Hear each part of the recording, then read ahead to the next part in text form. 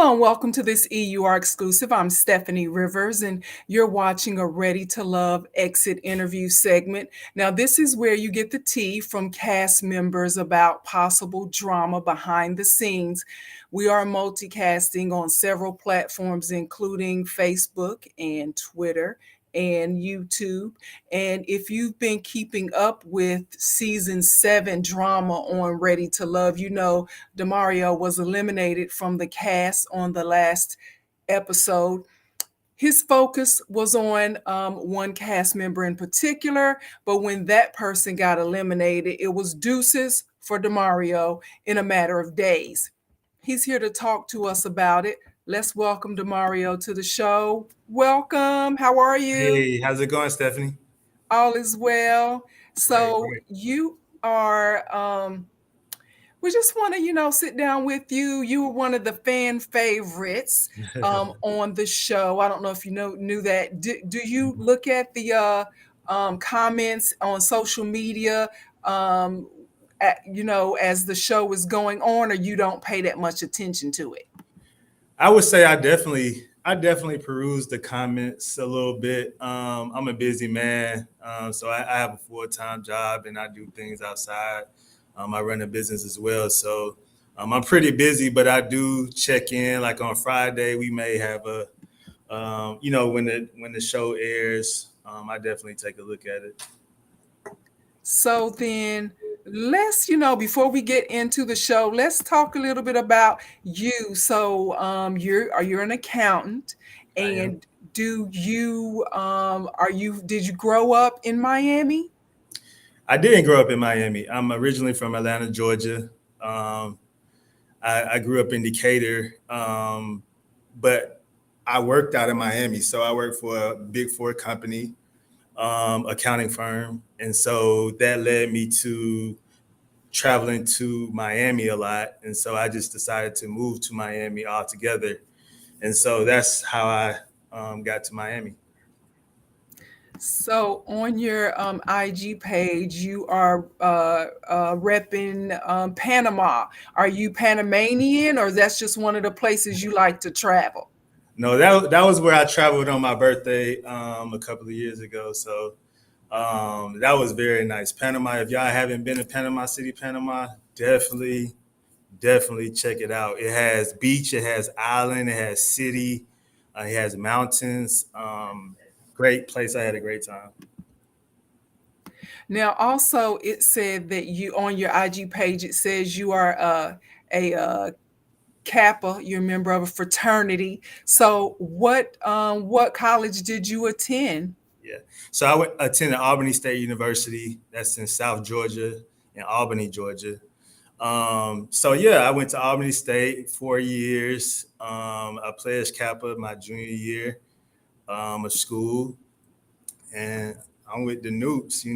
So yeah, that has been good. That kind of changed my whole perspective of college. Like when I crossed, it was crazy, especially at HBCU. You know how it's heavily Greek oriented, and just the parties, the limelight, the women. I was also a full time athlete as well. I was a scholarship athlete, so I was on scholarship. I was in SGA. I pledged, so I had a lot going on in college. So I think it kind of translates to being on a reality show. Reality show, you have to manage your time and finagle business as well as being on the show. And yeah, it was good. So, did you play basketball, football, softball, baseball? What? Yeah, I played all three sports in high school. I Okay. played football, basketball, and baseball. And in college, I was a full time baseball player. So I was a pitcher and third baseman. So yeah. So, did you have aspirations of going pro at some point? Oh yeah, I think from the beginning you have aspirations of being a pro athlete. Um, it's a lot of politics in that. I was very good. I would say I was very good. Being on scholarship, I actually won 3 conference championships when I was there. Um, I led the SIAC in home runs. So I was a pretty solid athlete, I would say. So then probably the ladies love DeMario. I mean, what would be the problem with if you're like a triple threat in sports and you are nice looking, the hazel eyes draw 'em in. What would you say, DeMario, was your experience with dating in Miami? Was it an issue? Like, what did you experience that made you want to say, I want to be on a reality show to try to find my significant other? Right. I think it's just the experience. You get to a point where you've dated multiple women from all over the world, and to go on a dating show, I think it kind of narrows that gap of in that pool. So they're picking, the finest women, educated, and you have a shot at love, and that's what I want people to know is that my intent was really to go on there for love. I wasn't trying to play a game. I wasn't trying to, finesse the system and bring a lot of drama to, the show. I really was trying to find my mate, and I went in that with that intention to organically do that, and that process plays out differently for everybody. Right, and you probably have learned, and correct me if I'm wrong, with it's a dating show, but it's also a TV show. So Right. there has to be some drama. There's got to be a protagonist and an antagonist, somebody that, people end up loving versus people end up not liking so much. Right. Did you get that experience? Did you feel that way during the process of producing the show, of having the show produced? Um, I no, not really. Like you don't know how it's going to be edited, right? So like your dates are your dates. You go on dates with that specific person, and you know what happened on your journey, but you don't know what happened on anybody else's journey. So your feelings and your emotions towards a person is definitely directed and really how you feel. I didn't hear, I didn't see any of the other drama that people were causing. So like, if you're in a love triangle, you don't see that. You just see and know what you're doing with that person and how you're communicating with that person individually. So, your top draft pick and was Corvea, and she also said that you were her top draft pick. And so, um, it seemed like you were genuinely sad when she got the Mhm. boot and toe. She Right. was eliminated. In Right. fact, you did try to save her. For sure. I'm not sure if everybody is confused with that lifeline and how that worked, and if you feel like you want to explain it, fine, but I was a little confused with that. Yeah, yeah, yeah. I don't know why people were confused, but I can understand. It was only a couple of seasons before to kind of get um, that me and Corvea actually mixed and mingled. Me and Corvea actually talked, since the mixer. Um, right after the mixer, I literally, it's a funny story. After we were filming, we were outside, and everybody was going to their cars or whatever, and she went to her car and she came back, and she picked up something. So I was walking out to my car, and I was like, "Hold up, let me turn around. Let me go get her number because I haven't exchanged number with her. I thought it was something there, and I was like, I literally made an effort from the first day. I didn't do that with anybody else. So after that, we communicated, and it blossomed, it flourished, but it wasn't picked up until later on, about episode 2 or 3, that we actually had a connection. And I think that wasn't shown. We didn't go on any dates. We requested that we go on dates. There wasn't any dates. So it seemed like the process for me and her was later than it actually was. So knowing that for me on the boat, I was like, we can't send her home. And if we end up not connecting all together, she's still available for somebody else. It didn't have to be me. Like, we're in this process. It has, you have your choice, you have your pick. But if quality women aren't available, then why would we not use the lifeline to save somebody when that's all the women we have to pick from? You know what I'm saying? It's not like, if she go home, we can bring her back. It's just like, let her stay in the pool of people and mix and mingle. That was my theory. Right. Well, yeah. I don't guess I guess who was it that was real adamant? Mark Anthony was kind of adamant about saving it for somebody else. But to your point about the show, the way it was edited, it didn't really show you guys having a date. It didn't show your connection. But after Corvea was eliminated, some of the other female cast members said you focused, Mario, too much on Corvea. So apparently somebody was feeling the connection. Or do you think that was just an excuse for them to eliminate you? No, I think that's a real sentiment. I think that really happened. But I go in it true and true. Like, I'm not gonna play feelings for somebody and I really don't feel that way from them. And I think, like, as they say, Jeffrey, like, I thought she was presentable. She looked very nice at the mixer. After that, I didn't have those sentiments for her. It was more so Corvea. And so I think if Jeffrey still liked me and I wasn't feeling her, that's great TV now. It's like a clash. Like, we already know Corvea and DeMario, seem to, to talk and things are progressing along quite fine. Let's see why, he's not feeling her as much.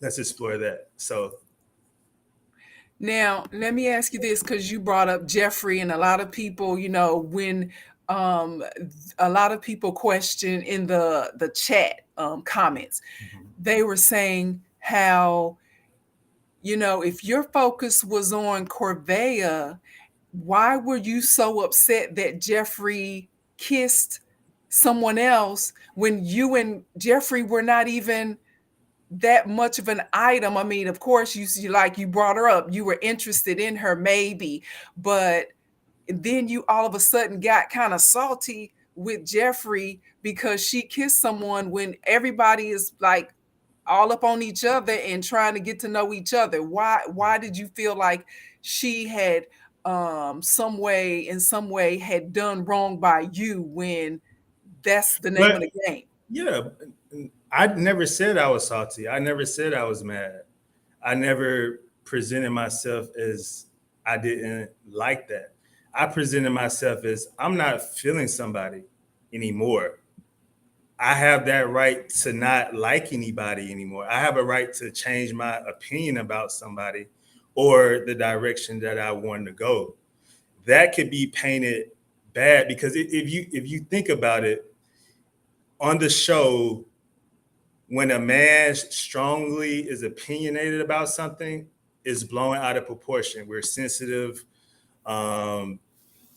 we're possessive, we're crazy. Like, I didn't show any crazy. I didn't show any of that. I changed my plan. I didn't like her anymore. And that's fine. That's okay. Respectfully, I wasn't mad. Like, how can I be mad when I have another connection? And I literally said that on camera, is that I did. She knew that going into the date with Jeffrey. Honestly, I didn't even want to go to that date. So because I knew it was going to be blown out of proportion. Um, she's, whatever she wants to call it, but I wasn't really feeling her like that at that point, and so that was So, that. so you weren't feeling her. I mean, I guess, you're right. Everybody has their own choice in how Yeah, they look at people, and it can change. That's your right. right. Did it change because she kissed somebody else? No, no, No. I was feeling somebody else at the time. I Oh, was, okay. I was, I mean, all the ladies said that. They never said that he was more invested into Jeffrey than he was Corvea. Did they say that? No, they said you were No, more invested in Corvea than any of exactly. them. Yeah. Exactly. So any of them, Jeffrey is included in any of them. I would guess. I mean, that's what it was. I think everybody saw that.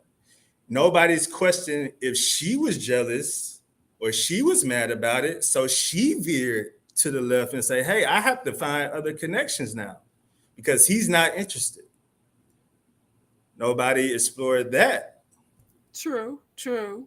So it's just not me. Like I stated that if I like somebody, even if you kiss somebody, even if somebody that you like goes on a date, you're still going to be interested. You see what I'm Mhm. saying? Like you're still going to be interested for some, but I wasn't interested even before the boat. So like it was no point of me being mad. Like I'm not mad. I'm not jealous. Like I mean, women come a dime a dozen. Like I already know that. So yeah, it wasn't. It respectfully, it wasn't any hard feelings. Like I trust me. So, have you and Corvea, well, you said after the mixer, but after you were eliminated from the show, have you guys been in contact? Y'all are item now, maybe? No, No. Is that something that's against the rules what's against the rules? to To go be an after the item? show to try to seek out the person off the show? I think you can do what you want to do. I think everybody's entitled to who they want to be entitled to, and if it works out, then it works out. But we're as far as me and her, I don't know. So, here's a general question. Sure. Women tend to think and or say that men are more interested in them because of their surface appeal, their looks, basically. Do you feel that women are the same way, that women look for men? They stop at surface level, what's attractive to them for a man? And if so, how do you feel about that? Do you want people to look deeper, or you try to focus on your surface appeal to draw them in? I think men and women are totally different when it comes to standards. As a man, you can only get so far on looks. Um, from a woman's standpoint, like you have to be secure, you have to be financially secure, you have to be emotionally secure, you have to have some type of emotion, you have to have emotional intelligence. It's a lot. It's a lot that plays into what a woman wants. Um, Initially, attraction is a big thing for women. Um, they want somebody who's they could be an item with, who they find attractive, who turns them on, et cetera, et cetera. But it goes deeper. Like he has to have money, he has to have a house, he has to have a car, he has to have things in place to go the distance if they want to be partners and create a life together. Like with kids, I mean, attraction is nothing. It's gonna end. So yeah, it's more to play than that. Now, I've just pulled up your Instagram page, and um, it seems like you love to travel. Love to You've travel. been quite a few places. I see the Eiffel Tower in Mhm. Panama. So Turks and Caicos. New So is York. that one of your qualifications? You're looking for someone who has a passport and loves to travel? Yeah, it's not a requirement. I mean, I can introduce, a lovely lady to travel. It's not a requirement, but it's definitely a plus to be well traveled and cultured, and I think it just brings another side to you. It's learning on the fly. Um, it's a great tool to use because you don't really get that. Somebody who's staying in the city or who hasn't been out of their hometown, they don't have that type of experience. They don't have that type of knowledge, and it's a survival skill. I think I really learned how to survive and to thrive, and I'm big on abundance. Like I live an abundance lifestyle, and I think in abundance. So I'm not limiting myself to my hometown, and so it's a big world out there. It's a lot of people, it's a lot of connections, it's a lot of business, it's a lot of money, and so that's what I'm after for sure. Well, what's next for you? Since it didn't work out on Ready to Love, what's next for you, and where can interested women find DeMario if they want to take you on a trip with them Right. soon? So what's next is so you if you don't know, I published a book in 2012. Um, I'm an author, and so what I'm doing now, I'm republishing the book. I'm going to add excerpts of love and dating into that book. I'm going to have a couple of celebrities are going to add some comments and stuff in the book. So that's going to be amazing. I'm definitely partnering with a lot of brands. They've hit me up, and so I'm doing that. A tour is coming up. I can't say quite yet, but I'm doing some type of tour. I'm excited about that. So it's a lot of things that are going on. I'm redoing my website, and um, yeah. So you can check me out at DeMario Cash on all platforms. You can grab my book from Barnes and Nobles. It's called Cash Championess. I also have a health and beauty line. It's called Nutrition Money, where I sell protein and fitness stuff for people who trying to get back in shape for the new year. And I have that popping. So yeah, check me out. All right, DeMario. So is your health and beauty line that's for men or for women and men? It's for men and women. Yeah, Okay. All right. yeah. So DeMarioCash.com. That's my website. Nutritionmoney.com is my product line, and Cash Champion is at you can get it at Walmart, Target, Barnes and Nobles. Go online and check that out. Wow, that's awesome. So yeah, hopefully you're giving pointers on how to make those connections. I wrote a book a couple of years ago before COVID and before it changed transportation and air travel. Right. And I thought about redoing a new edition because so many things have changed. So Mhm. just I commend you on um, doing that, publishing, being a published author, Right.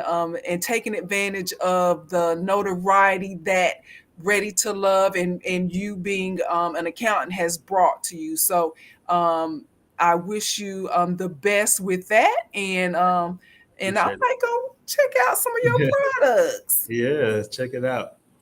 All right, so we appreciate your time, and we look forward to seeing you on the reunion.